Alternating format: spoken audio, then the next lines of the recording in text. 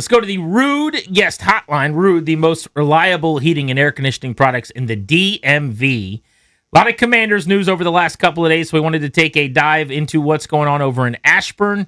Our buddy John Keim of ESPN.com joins us now. And John, it's been a busy enough offseason, but I know today you guys were on a conference call with Andrew Wylie, who we had on the show yesterday. Wylie talking about coming back. Seemed like a no-brainer for them. Flex guard, can play multiple positions. Why not re-sign him? Yes, and I think there's a couple reasons, Grant. First of all, he can play 4 positions for you in a pinch. You know, both guard spots, both tackle spots. And here's a guy that was demoted, took a pay cut, and there was never a whiff of an issue with him. Like, that line group last year was very, very tight. I think it's partly because the way that guys like Wylie and Allegretti handled themselves. But it's as much that he can help you at multiple spots, and you need that versatility, especially when they've made some offensive line moves already. But you need that versatility if you want to survive a 17-game season. Help me understand what's going on at center. So Tyler Biotish, they don't save a ton of money. It looks like Nick Allegretti's going to slide over there, at least have the early lead in camp. What's the thought on that position? So there's a couple things, Danny. One, it's less about cap space, which is about 2.8 or so, and about freeing up cash, right? Like, so they free up $8.3 million in cash. Now, you're not making this move if you feel like this guy can still help you at a certain level. And I would have to start with that. Like, so that to me was the impetus behind the move. And then, like, in this offense, with Blau's offense, I definitely believe part of it is, did they feel like he was the sort of athletic center they might need in this offense? And so I think that all that kind of adds to it. So then what do they do? That's a good question. I'm trying to figure out. I know that Allegretti will get a shot depending on what they do in free agency. So if they sign kind of a mid-level guy, then Allegretti gets a shot. I don't think they're going to invest heavily at that position, mainly because you're going to pay Tunsil. You've already paid Cosme, and you also invested, in a number 1 draft pick. So I don't know what sort of investment they'll make. But yes, definitely Allegretti. And I know, Grant, like you've heard this too, that last summer you'd hear like there are people there who felt that perhaps his best spot was center. Now, he hasn't devoted himself to that full time. And I know there were some snap issues last year, but that's something you can work on. And that's just an experience thing. So, right now, like, part of the plan would be to at least let him compete for the job, depending on what you do. And then we'll see if they don't get him free agency, then I would expect something in the draft. For sure. ESPN's John Keim. Your colleague, national reporter Jeremy Fowler, did a pretty cool thing coming out of the Indianapolis festivities where he put together a list of guys that he thinks could be like underrated and undervalued free agents that might do better than people think. And Chris Paul showed up on that list, which would not be crazy to me. I mean, he was, for what it's worth, out of 89 guards or whatever, like top 5 in pass protection according to PFF. His pressure rate was pretty elite as well. Assuming he does have a sizable market, does Washington let him walk and just plug in Brandon Coleman? Yes. They're not going to invest. So here's the thing. Well, first of all, I think, I'm not a huge believer in some of these grades. I thought he was a good player. I thought he took a step up. Part of the knock on him previously was very strong hands, but didn't move well. Reshaped his body, did a nice job last offseason. I expect him to do the same thing this offseason, going down and working in Dallas with Duke Manyweather. So I think he did a really nice job elevating his game. But if there is going to be, and I know his side believes that there's going to be a market for him. So if there is, these guys don't want to go to a certain level. If he gets through if he gets through free agency and the market doesn't develop, then I could see him coming back on a 1-year deal. But the other part of it is, how much do you invest there, knowing that you do have a guy that you drafted in the 3rd round 2 years ago in Brandon Coleman, who you had slated to play that spot last year. So, now the question is, my biggest question with Coleman is, what's his durability like? He has to prove himself in that regard. I think as a guard, just purely playing the position, he missed a lot of time last summer, and that cost him early in the year. But part of the reason why he was benched stemmed from not being durable. They play the first 2 games. He comes back the third week for week 3, and he's got a no-contact jersey on in practice, which signifies there's an issue.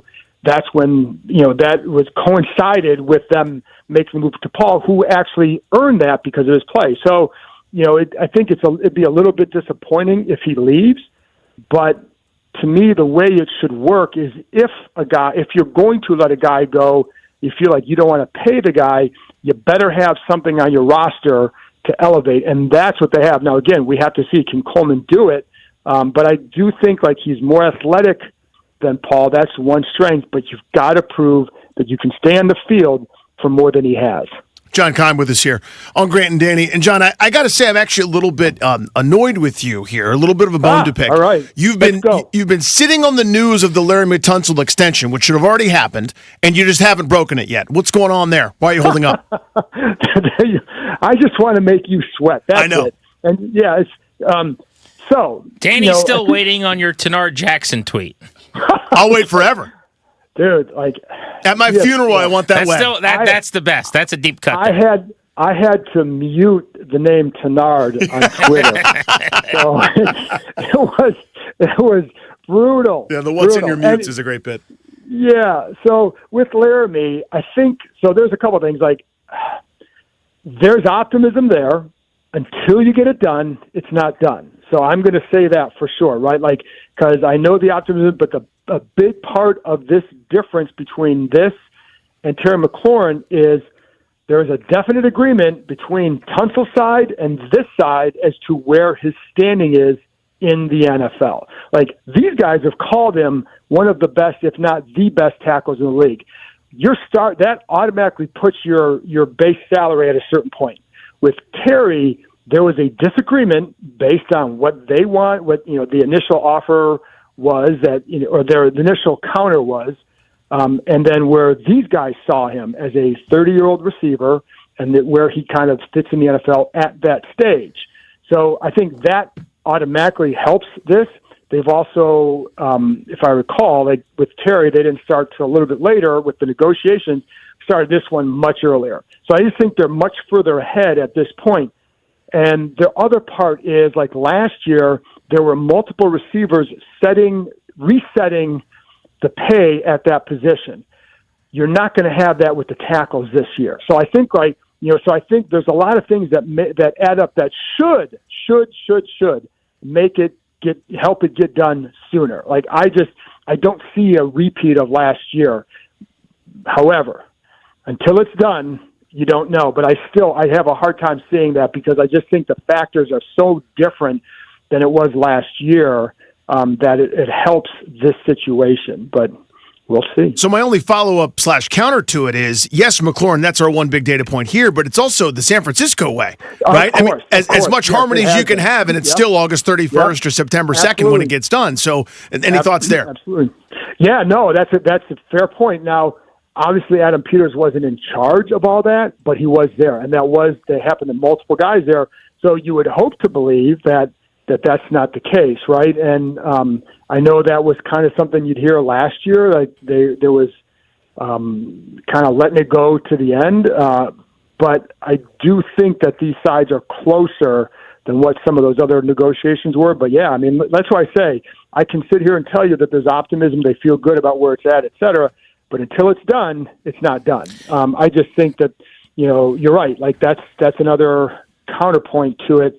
But all we have to do for him is measure what happened with Terry last year. And I think there's some very pronounced differences that help this situation. I believe we'll see. The insightful, the immensely plugged in John Keim of ESPN joining us on Grant and Danny. It's so funny. This conversation actually puts a spotlight on a little bit of my annoyance with what's going on in the offensive line this offseason, because we're several minutes into this conversation, and that's what we've talked about at almost every position from center down the line.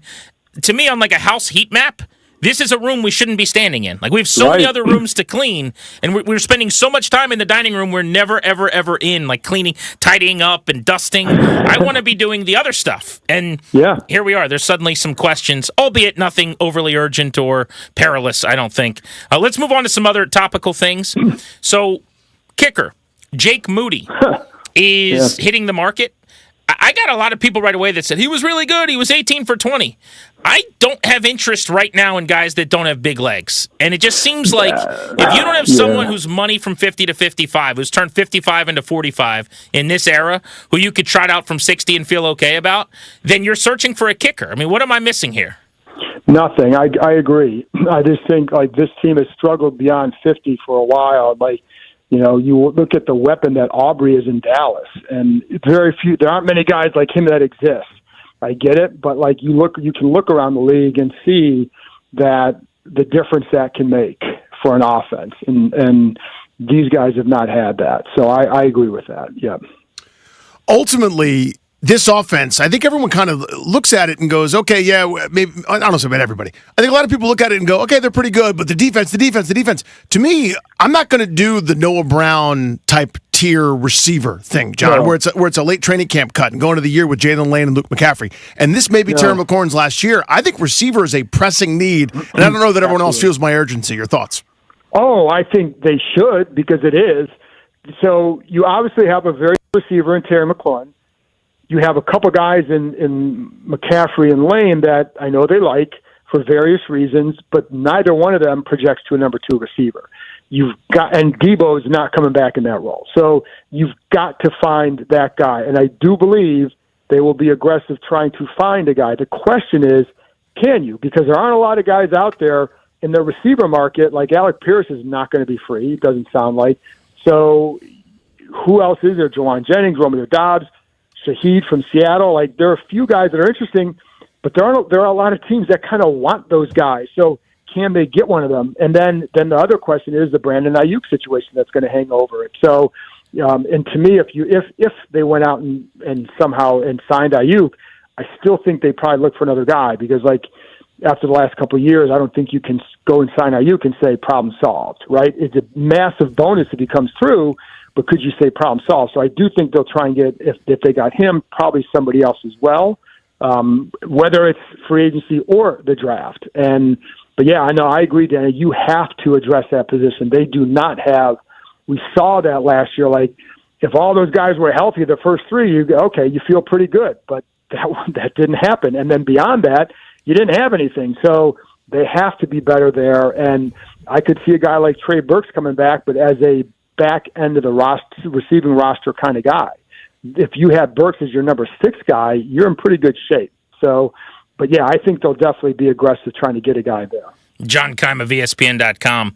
News today out of Minnesota that the Vikings are willing to trade Jonathan Grenard, which often means that he might be a candidate to be released.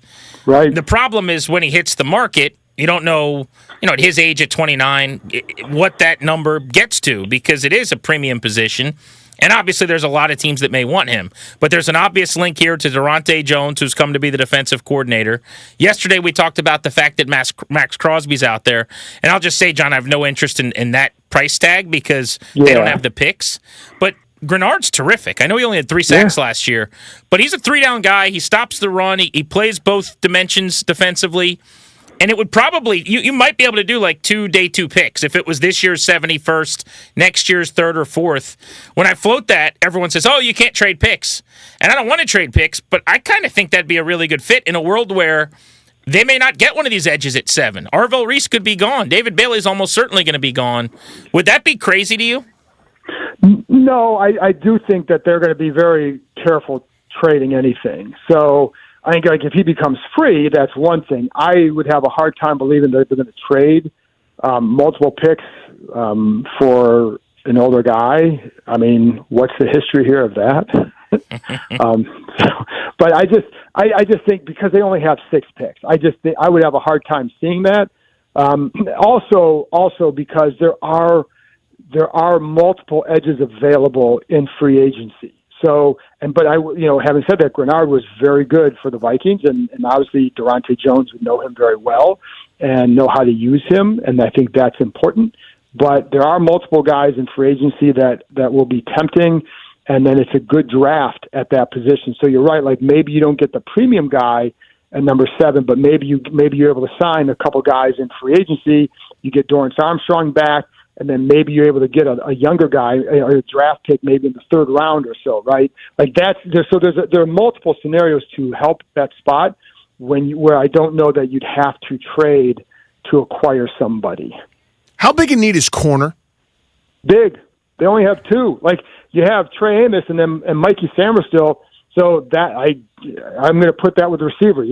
I believe that they're going to go hard after a corner because you need another guy. Like they don't have. Who's their third guy? They don't have. Well, they literally only have two under contract. To your point, correct. You're not just saying exactly. Like they have two good corners. No, like they have two guys on the team. Well, I think it's kind of both, but yeah.